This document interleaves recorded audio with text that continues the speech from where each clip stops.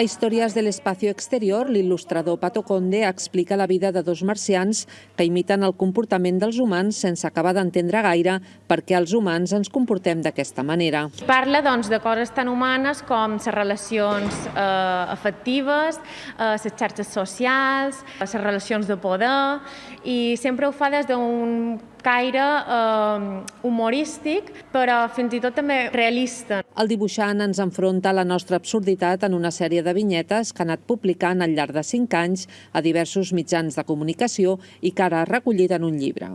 Els marcians també han envaït la façana del centre. És la primera acció d'una altra iniciativa. Il·lustració és el nou projecte del Centre Cívic Urgell, en el que convidarem cada 3 mesos a un il·lustrador o il·lustradora a fer una intervenció a la façana per tal d'apropar la il·lustració a la ciutadania i al barri. La mostra, que es presenta com una activitat complementària a l'exposició Mart, Mirall Vermell del CCCB, es pot veure al vestíbul i a la façana del Centre Cívic Urgell fins al 9 de juliol.